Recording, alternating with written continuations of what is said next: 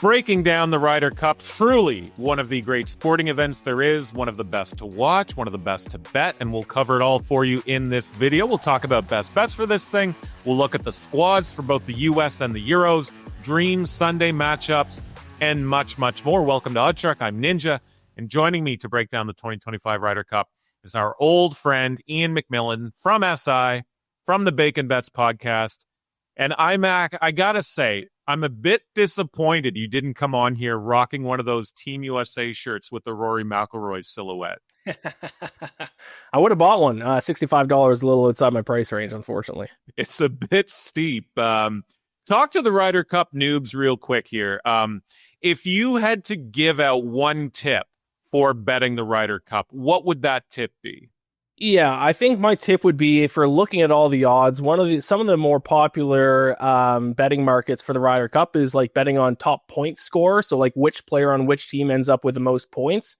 What some people forget is that not everyone plays the same amount of matches.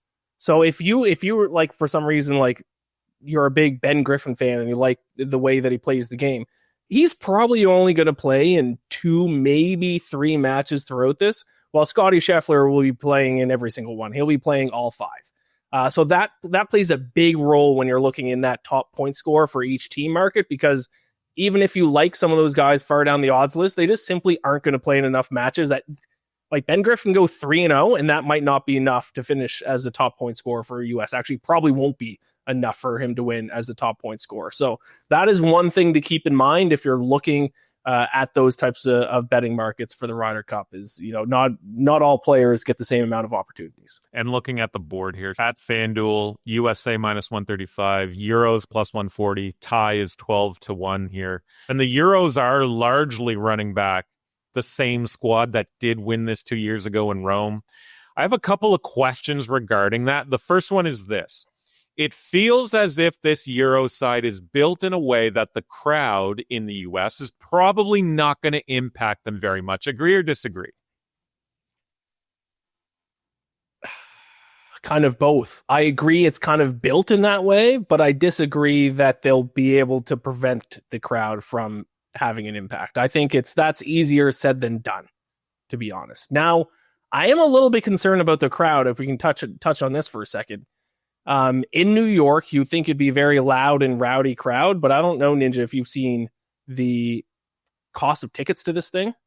We might have like a Maple Leafs situation where the tickets are so expensive to get in that the people who'd be loud and rowdy and really kind of get under the European skin, they're not going to be able to afford a ticket. The people going to the Ryder Cup this year might be, you know, the C-suite, the execs, the guys showing up in shirt and ties and barely paying attention. So if I was Team USA, I'd be a little concerned about the price point for these tickets. If I was still living in New York, I would not be going to the Ryder Cup. The tickets are unbelievable. Absolutely ridiculous. Yeah, maybe you're right. Like pricing those fans right out of this event.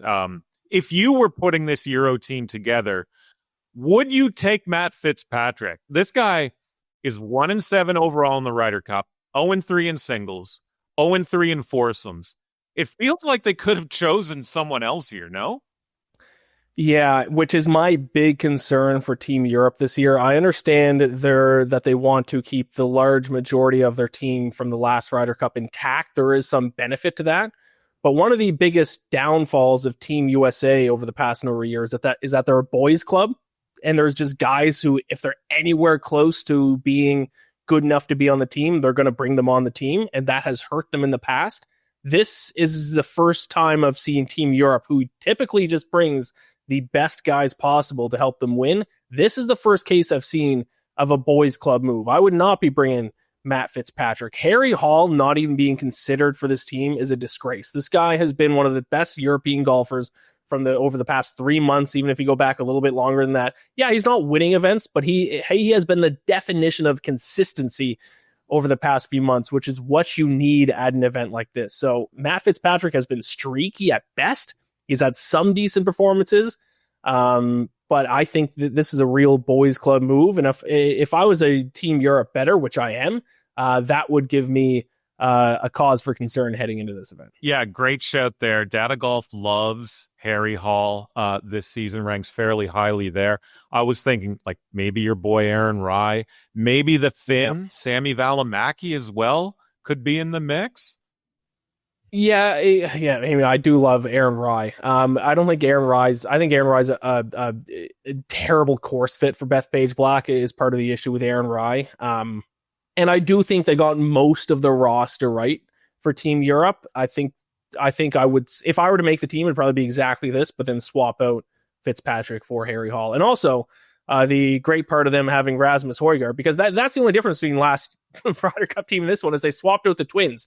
Rumor has it that they're just going to have both twins there, and whichever one is like playing better on the range that morning, they just put out there and no one will know the difference. None the wiser. That's a sad. Could be Nikolai out there. We don't know. What are they going to do? Check his ID? That won't help. They look exactly the same. They even play exactly the same. Take the guy who's in better form. Put him out there. Be a savvy move by the Euros. Another thing I see or I notice when I look at this Euro team, they look to have a few of those like heart and soul players, like your Rorys, your Justin Roses, your Shane Lowrys, your Tyrrell Hattons, those passionate dudes. Like, who fits that bill on the U.S. side? Because when I look and I see robots like Cantlay, like Colin Morikawa, is that something that Team USA is missing here? I think from a fan perspective, it's very easily Bryson DeChambeau. He's the guy who's going to get the crowd going. Fans absolutely love DeChambeau. He might be like the most popular golfer on the planet if you look at the general population. Now, he may or may not be popular with his teammates. We don't really know that as of right now. But if it comes to pumping up the crowd and getting the vibes going, it's got to be Bryson DeChambeau. But other than that, in terms from like a vibes on the team kind of thing, there's a lot of quiet guys. Like maybe Justin Thomas might be that guy. But yeah, a lot of stoic guys on Team USA. I mean, you saw their press conference when they got announced. It looked like they were in they were hungover for like a Skype meeting for work in the morning. It's a tough look, especially Cantlay. He looked cranky. I mean, yeah, those two that we talked. I mean, like as good as he is, but like Scotty, I don't know. It just seems like something might be missing. Maybe you're right. Bryson is that dude, but will the rest of those guys rally around Bryson? I don't know. Should Keegan be playing? Should Keegan Bradley be playing here? He should be playing if he wasn't captain. I think making him the captain was the bad move. They did it because they felt bad because of the Netflix show where he got left off the team the year before. But like they could have just waited a couple years and gave him the captain seat because they put him in an impossible spot. As the captain, he should not have chosen himself. I think it's too difficult and too distracting to play both roles at once. But Team USA would be better if it was someone else was captain and he was on this team. Ludwig Åberg hasn't really had the career progression or the trajectory that a lot of folks thought he was going to be on. Does he end up being a key piece for Europe at this tournament? Yeah, I think he does. I know it wasn't a great final 3 quarters of the season for Ludwig, but at the end of the day, we've seen the talent. We've seen him compete at majors, and this Bethpage Black is like a perfect course fit for him. He can bomb it off the tee, which is going to be huge. I think he has, and he showed in the last Ryder Cup too. Like he kind of has like ice in his veins too. Like I think as long as Ludwig enters in decent form, I think he's going to be completely okay. I think he's kind of built for the Ryder Cup. I'm not overthinking his performances over the past 3 months. I think that's a dip in his play. I think he'll be okay. Pairings wish list time. Give me 2 singles matchups you want to see on that final Sunday.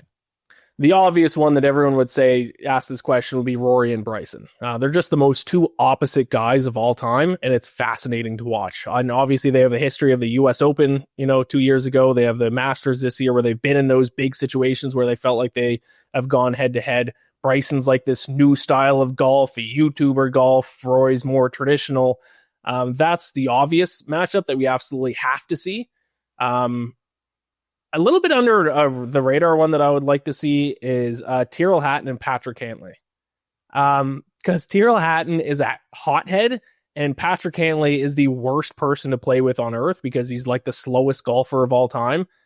So I could see a Tyrrell Hatton and Patrick Cantlay matchup getting a little chirpy, especially from Tyrrell, I think we could see some fireworks from that one. So that one's a little bit of an underrated one. Also, I wouldn't mind like Ludwig and like Cam Young, both guys who stoic guys, but have played very similar styles of golf, both very long off the tee. I think that would be a fun one. So, yeah, those are a few. But I think we have to see Rory and Bryson. Like, is it going to be? I hope it's not Scotty and Rory. Scotty and John Rahm, Rory and Bryson make too much sense for the people. The floor is yours. There's lots of betting options with this thing. I don't know how many you have, but give me a handful here. Give me your favorite bets for the 2025 Ryder Cup. My favorite bets right now, Team Europe plus 140 in terms of who's going to win this. Also, I mean, you could just bet Europe to lift the trophy plus 112, because if it is a draw, Europe does actually technically win it because they're defending champs. But yeah, I think Europe. I think the biggest issue with Team USA, or I should say the biggest advantage Team USA used to always have was the depth of their team, but now the Europes actually have just as much depth. And another advantage the Team USA used to always have, especially at home, would they go to these courses where length off the tee would give their team the significant advantage because they have, such long drivers. That's not the case anymore. Team Europe, a team that used to be like shorter hitters but great ball strikers that could, play link style courses. Team Europe's kind of a bomber type of team now. Like Rory bombs it off the tee, John Rahm, Ludwig obviously bombs it off the tee. Like they have some bombers now that can play and compete at a Bethpage Black. So I love Team Europe at plus 140 at that price point. Top USA point score. I was looking at Ben Griffin. I mentioned his name earlier. I think he's an interesting call at plus 320. Russell Henley's a plus 145 favorite, but I think that's based on some rumors that he's going to be paired with Scotty, which obviously if he's going to be paired with Scotty, he's going to have some chance to rack up some points, but that's not confirmed. And I think that's a little bit of an overreaction to that rumor. I think of the rookies for Team USA, I like Ben Griffin's game the most, especially his style of play at Bethpage Black. So those would probably be my top two bets. I haven't locked in too many at this point, and I don't really, for the Ryder Cup, to be honest, bet too much pre-tournament. I love just betting on every single match each day. That's day-by-day bets, I think, are kind of the way to do it. But yeah, I have locked in Ben Griffin, top rookie point score, and then just Team Europe to win.